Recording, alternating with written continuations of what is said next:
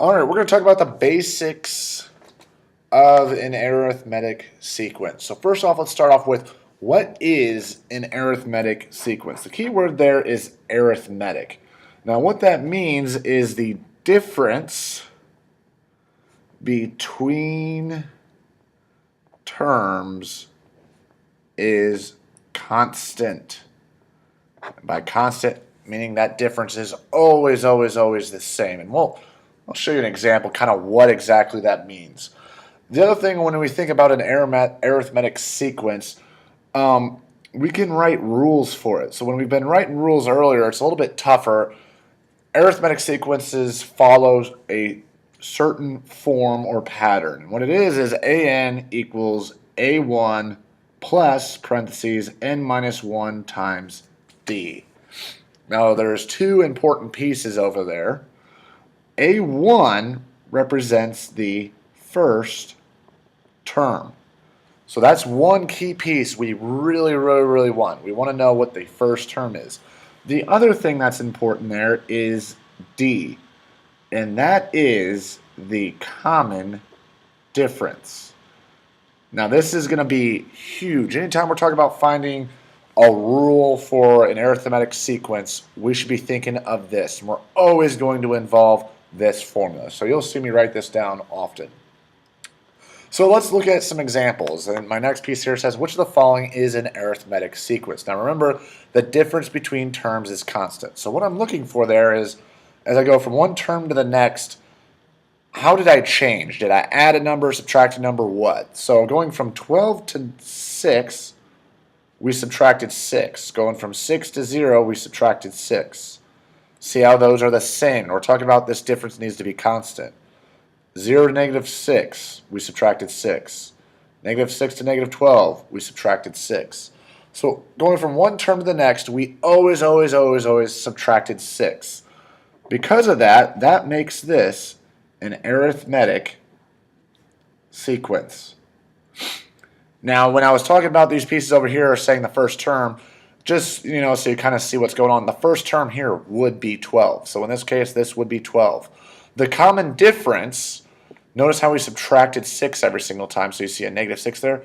Our D here would be negative 6. So this is an arithmetic sequence. So if I took this, I could come up with this rule over here. Let's look at the next one, though. So I go from 5 to 8. So notice how I added 3. So with arithmetic sequences, you can either subtract by the same number or add. It doesn't matter, just this needs to be constant.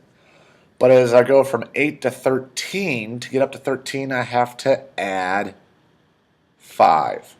So notice how I went from adding 3 to adding 5. These are not the same, so this is not arithmetic because those are not the same. I don't need to check the rest of these because these are already different. So that's how I already know it's not arithmetic. So let's get involved with a very basic example here. So what we're going to do is we're going to write a rule for the nth term of the sequence, and once we have that rule, we're going to figure out what A20 is. So again, we want to check and see, since it doesn't really tell us, I would like to know if this is arithmetic or not. So going from 7 to 12, I add 5. 12 to 17, I added 5 again. 17 to 22, I added 5 again. So notice how I added 5 all 3 times. So that tells me this is arithmetic. And since we're writing a rule, I know I'm going to be dealing with an equals a1 plus n minus 1 times d. Now again, the important piece is I would really like to know what a1 is. I would really like to know what d is. So this is what I'm trying to come up with when I'm talking about writing a rule. So I'm going to have an, and I would like to know a1. Now again, a1 is what is the first term. Looking at my sequence, the first term is 7. So I'm going to have a 7 there, plus, and I'm going to have parentheses n minus 1, and then d. D again is, what is that common difference? So if it's adding 5 every single time, we're going to put a positive 5 out here. If I was subtracting 5 every single time, I would be putting a negative 5. So we have that 5 there. So this is my rule. an equals 7 plus n minus 1 times 5. But with math, we like to clean things up if possible. So I have this 7 by itself, and I have an n minus 1 times 5. So what I'm going to do to clean this up is I'm going to take this 5, and we're going to distribute that through. So I'm going to take this 5 and multiply it by everything on the inside there. So 5 times n is 5n. 5 times negative 1 is negative 5, and I still have this 7 out front. Only thing left to do is I would like to combine like terms here, so just have a lonely 5n there, so I'm going to start with that. And then I have a 7 minus 5, which is positive 2. So my rule on this problem is an equals 5n plus 2. That is my rule. So that was the first part of the question. The second part says, then find a with a subscript of 20. So they want to know what a with a subscript of 20 is. So I have my rule. We want to know a subscript 20.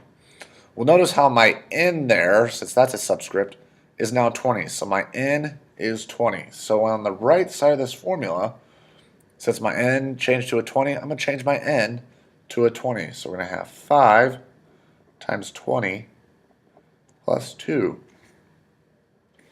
Well, 5 times 20 is 100. 100 plus 2 is 102. So I know a of 20 is 102. So that was a basic example on finding the rule, and this is the basics of an arithmetic sequence.